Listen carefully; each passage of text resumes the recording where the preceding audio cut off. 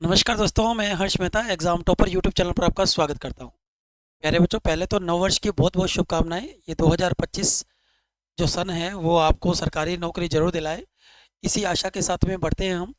आज एचएसएससी का जो नोटिफिकेशन था, जो सीईटी में जो उन्होंने अमेंडमेंट किया है, उसका गैजेट जो है वो जारी कर दिया है सरकार ने, कमीशन ने।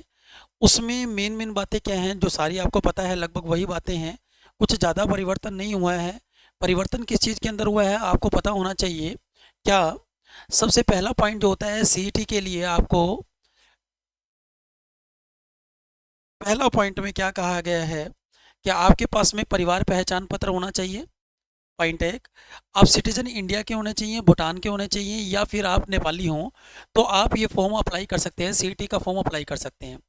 दूसरा, सीईटी में जो सिलेबस बताया है उन्होंने, तो 75% जो रहेगा वेटेज वो general awareness, reasoning, quantitative ability, ठीक है, जिसको हम मैथ्स कह सकते हैं आप, इंग्लिश हो गया, हिंदी है, और साथ में आपके पास में कंप्यूटर नॉलेज एडिशनल, ये आपके पास में होना चाहिए। इन एडिशन का मतलब ये हो भी सकता है और नहीं भी हो सकता है।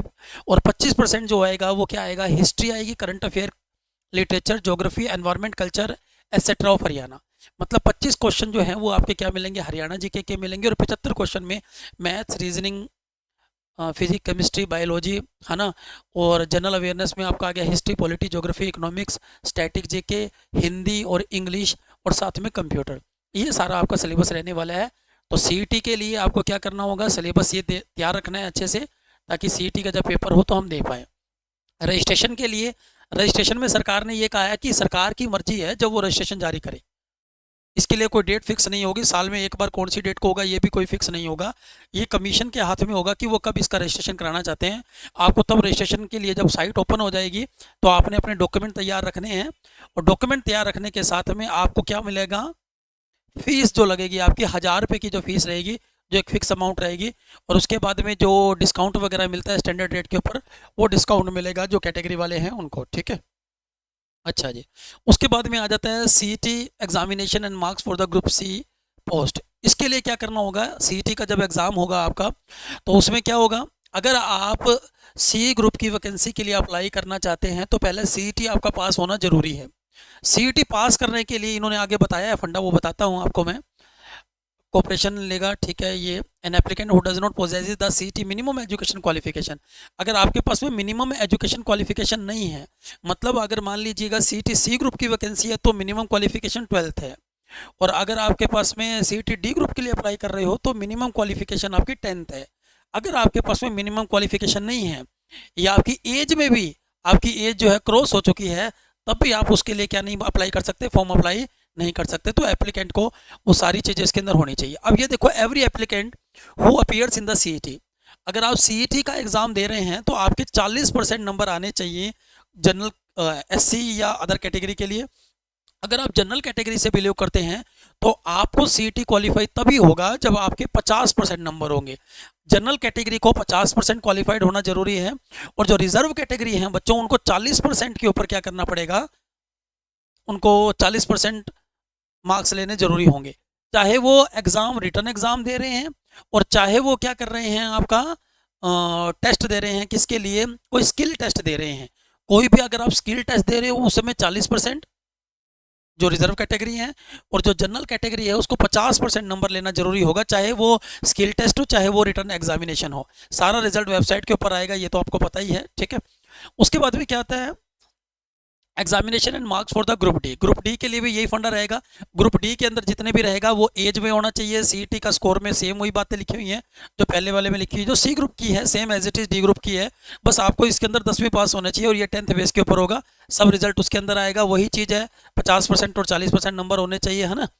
और उसके बाद में आता है ग्रुप सी की, अगर पोस्ट के लिए आप अप्लाई करते हो तो उसमें मान लीजिएगा कोई पोस्ट ऐसी आती है, टेक्निकल पोस्ट आ जाती है, तो टेक्निकल पोस्ट की जो एलिजिबिलिटी कैटेगरी होगी, जो एलिजिबिलिटी क्वालिफिकेशंस होगी, वो क्वालिफिकेशन आपके पास में होनी चाहिए, तभी आप उस स्किल टेस्ट में बैठने के लिए एलिजिबल होगे, अदरवाइज नहीं होगे, ठीक है।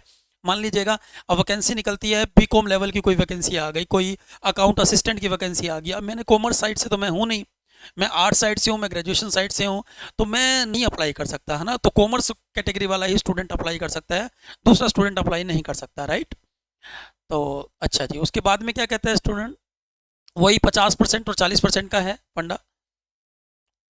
चाहे आप टेक्निकल पोस्ट के अंदर भी आएंगे तब भी 50% और 40% का रहेगा। ग्रुप डी के लिए भी सेम ही चीज़ें हैं, सेम रिकमेंडेशन होगा। अब इसमें आपको एक बात और ध्यान में रखना है।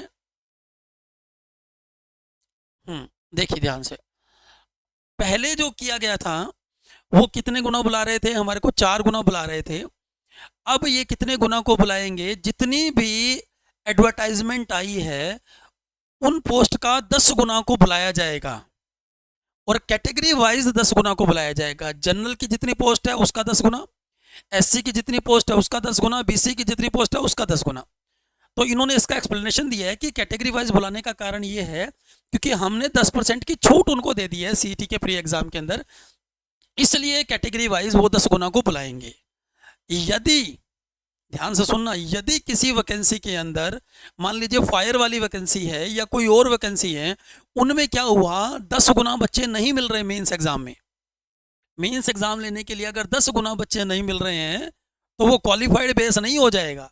सरकार क्या करेगी, दोबारा से री एडवर्टाइजमेंट करेगी, दोबारा से वो फॉर्म निकालेगी कि भाई फायर वाले जो बच्चे हैं हमारे को कितने परसेंट चाहिए, कितने गुना चाहिए, 10 गुना चाहिए। और अगर आप 10 गुना के अंदर नहीं होना तो फिर आपको क्या करना होगा, दोबारा से फॉर्म अप्लाई होंगे, और आपको 10 गुना में, जब तक 10 गुना नहीं हो जाते तब तक वो क्या करेंगे, फॉर्म अप्लाई कराने वाले। इनके नोटिफिकेशन के हिसाब से ये है, अगर आपको 10 गुना लिमिट के बच्चे नहीं मिल रहे हैं, मान लीजिएगा 500 वैकेंसी आई और बच्चे मिल रहे हैं 4000 लेकिन चाहिए उनको 5000, 10 गुना तो 5000 रहेंगे, तो वो कम से कम 1000 बच्चे और एलिजिबल को ढूंढेंगे, मतलब वो फॉर्म निकालेंगे कि भाई जो एलिजिबल है वो भर दीजिए, ताकि उनको क्या मिल सके, चांस मिल सके, मतलब बुलाएंगे ये 10 गुना को ही। ठीक है, तो ये एक चीज़ इसके अंदर इन्होंने ऐड कर रखी है। ठीक है, और the name of the eligible candidates in order to the merit shall be recommended to the concerned appointing authority to issue appointment letter, and such candidates shall be ineligible to be considered for the further selection on the post of the same pay level after 90 days from the date of the joining। अब मान लीजिएगा कोई student ने paper qualify कर लिया, वो लग गया, उसने ज्वाइन कर लिया, सी ग्रुप की वैकेंसी ज्वाइन कर ली, डी ग्रुप की वैकेंसी ज्वाइन कर ली, अब उसका सी ग्रुप के अंदर भी नाम आ गया, तो मान लीजिए उसने पहले जिसमें ज्वाइन कर लिया है ना, ज्वाइन कर लिया है, तो वो 90 दिन तक तो उसमें वर्क रहेगा उसका, 90 दिन के बाद में वो क्या कर सकता है, अदर में एलिजिबल हो सकता है, अदरवाइज नहीं। तो वो 90 डेज के अंदर अंदर उसने क्या लिखा है, देखिएगा यहाँ से, pay level after 90 days from the date of the joining on the said post based on the CET unless appear afresh in CET and obtain a new CET marks. तो उसके लिए क्या होगा, जो 90 दिन का उसको, सॉरी 90 दिन का उसको टाइम दिया जाएगा कि 90 दिन के अंदर अंदर आप क्या कर सकते हैं, उसके लिए अप्लाई कर सकते हैं, है ना। इसमें बेटा जी एक बात और है, वेटिंग लिस्ट की बात कर रहे हैं ये, तो वेटिंग लिस्ट भी इन्होंने कहा है भाई सरकार की मर्जी है, वो कितनी वेटिंग को डालना चाहे कितने को नहीं, हमारी मर्जी है, हमारे को मिल गए ठीक है, नहीं मिल गए हम वेटिंग निकालें या ना निकालें वो सरकार की मर्जी रहेगी। रिकॉर्ड मेंटेन जो है वो गवर्नमेंट के पास रहेगा, ज्यूरिडिक्शन के लिए आप पंचकुला कोर्ट के लिए कोर्ट रहेगा इनका, है ना। और एक चीज़ और है, इसके अंदर संशोधन करने का अधिकार एचएसएससी कमीशन को ही, आपको पता ही है।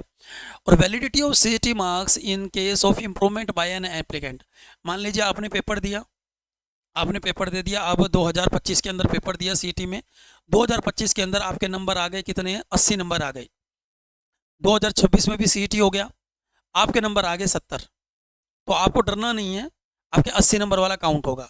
हाँ, अगर 80 से ज़्यादा नंबर ले लिए तो उसको काउंट किया जाएगा, लेकिन याद रखिएगा ये जो सीईटी की जो वैलिडिटी रहेगी वो 3 साल की रहेगी। मान लीजिए आपने 2025 के अंदर 80 नंबर ले लिए और 2026 के अंदर आप 80 नंबर नहीं ले पाए, 70 नंबर ले आए, तो आपका मैक्सिमम मार्क्स वाला काउंट होगा कि 80 नंबर आ गए, और वो 3 साल मतलब 2025 से 28 तक वैलिड होगा। कहीं आप ये कहें कि मैंने तो 2026 में भी सीईटी दिया था, अगर 26 वाला सीईटी में आपके नंबर 80 से ज़्यादा आ जाते ना, तो फिर वो 2029 तक वैलिड रहता। ठीक है, और सरकार ये कमिट करती है कि भाई हम, कमिटमेंट करती है कि हम लोग जो है वो साल में एक बार क्या कर लेंगे, सीईटी ले लेंगे। तो प्यारे बच्चों, मैंने आपको जो मेन चीज़ें क्या बताई हैं, मेन जो चीज़ें हैं वो आपको बता देता हूँ कि सीईटी सी ग्रुप का अलग पेपर होगा, डी ग्रुप का अलग होगा, 40% नंबर क्वालिफाइड होगा फॉर रिजर्व कैटेगरी और 50% होगा फॉर जनरल कैटेगरी। एग्ज़ाम कब और कैसे लेना ये HSSC तय करेगा, इसके लिए कोई इन्होंने रूल नहीं बनाया। एग्ज़ाम पैटर्न 75% का तो आपका मैथ्स रीजनिंग वगैरह आएगा और 25% आपका हरियाणा जीके रहेगा, राइट। इसके अलावा मैंने आपको बताया CET का अगर प्री का एग्ज़ाम आपने देना है तो C ग्रुप के लिए आपको 12th होनी चाहिए और D ग्रुप के लिए आपके पास 10th होनी चाहिए। और कहते हैं टोटल वैकेंसी का वो 10 गुना बुलाएंगे कैटेगरी के आधार पर। अगर आपको 10 गुना नहीं मिले हैं तो वो दोबारा फॉर्म भरवाएंगे बच्चों से, ताकि 10 गुना उनके पूरे हो सके। और CET के लिए एक ही बार रजिस्ट्रेशन कराना होगा, परिवार पहचान पत्र चाहिए और इंडियन, नेपाली और भूटानी जो है ये भूटानी जो है वो फॉर्म अप्लाई कर सकते हैं, ठीक है।